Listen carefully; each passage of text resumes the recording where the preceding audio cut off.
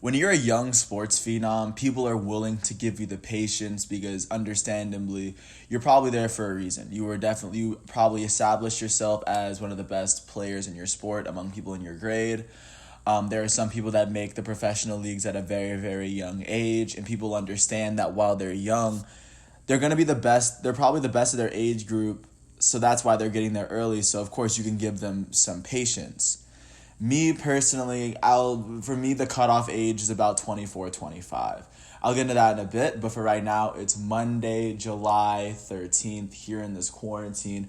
I'm James Sims, and for this installment of The Elite, I just kind of want to get into something that I like talking about. When I talk about elite athletes, a lot of the players that I'll mention, they're very, very young, and they're not playing at the level of, say, a LeBron James, a Patrick Mahomes, a Drew Brees, Giannis Antetokounmpo, understandably.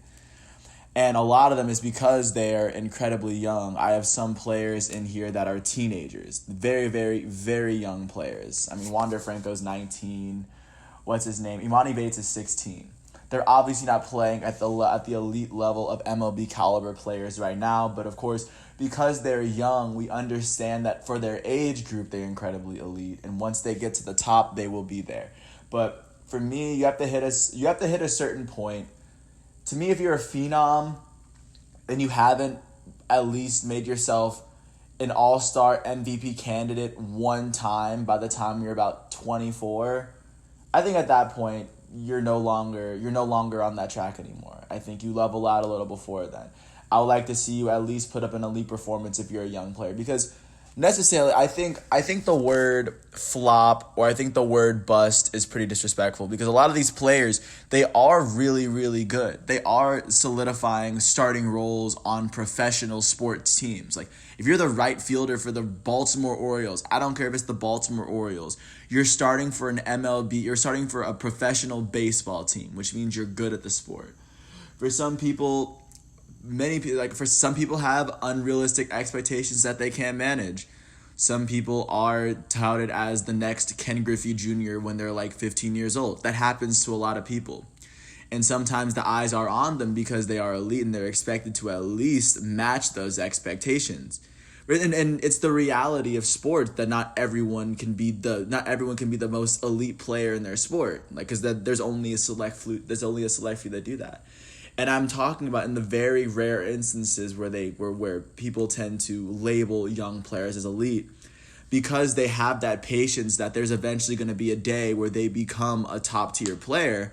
You can kind of overlook the fact that there are a lot of flaws in their games, because naturally as younger players get better, as they play more games, they tend to fill in the cracks and they tend to correct a lot of the mistakes that they make early on, which leads to them being an elite player. So, I mean, by then, I think in that case, the patience is warranted. But if you haven't put up an elite season by the time you're about 23, 24, I mean, I think you're kind of off. Because you can have elite numbers. You can still always be elite. You can be an all-time player. But, yeah, I guess in order to be an all-time player, to be a player that's considered for the Hall, you have to be very extraordinary to come in to jump on everyone's radar at about 24, 25 years old at the very earliest to start doing what you're doing. That's all I'm saying. Like, for instance, I have young players such as Ja Morant. Ja Morant's 20 years old. He's definitely not playing at the level of a Russell Westbrook or a Steph Curry, but at his point, the way he played his freshman year, he's earned some patience. And there are players like Michael Carter-Williams that come on the scene and average 21, 22 points a game, but then they just flop, they fall off. I'm patient with a lot of these players. There are some players like D'Angelo Russell, or Brandon Ingram is younger than 24, but there's like players like Pascal Siakam who came on the scene a little too late. And if you kind of understand what I'm saying, you understand the players that I'm talking about. They just haven't made that leap yet, and because we're talking about the elite, we're talking about the cream of the crop, the best because you have to be the best the best 360 basketball players in the world out of millions of players that play basketball play in the NBA. We got that.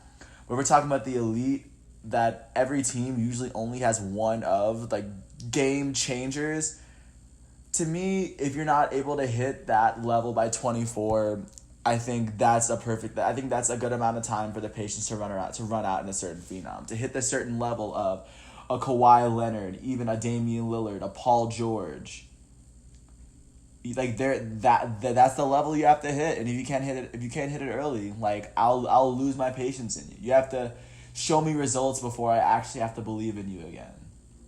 But I know this argument was very just like hypothetical because you never know how someone's career is going to turn out, and of course it's fair for someone to give someone like all the patience in the world, but for me, I'll put a number on it. If a player is 24, 25 and hasn't become an all-star or like hasn't been and hasn't really like seriously been considered for like serious like professional honors, then I don't know if he should be considered or she should be considered amongst the elite in their sport. And I'll probably cover it more in other pieces. Just like, for instance, even on the women's side, like Coco's only 15, 16 years old. She's not beating Serena Williams now, obviously. I'd give her the time. Like, if it took her until age 24 and she still hasn't won like a serious major, then of course I'll lose my patience. But for considering how good she is, that doesn't seem very likely. But if it does happen, that's when my patience will run out. And I think as sports fans, you guys are entitled. You guys don't owe any allegiance to anyone. I mean, it's fair. If you guys want to stop watching someone because they haven't hit a certain level, then that's your choice. At the end of the day, you choose to watch these players play. And once again, I really appreciate you for listening to all 6.5 minutes of this. I wish you all the best during this time of quarantine. If you ever if you get a chance, just peep young players because they're very interesting because they give you a glimpse into the future of that sport. But there are some players that just fall off on their climb to the top. Some people just don't make it all the way. That's just the reality of sports. And once again, I want to thank you for listening to all this, and I just want to say just peace out.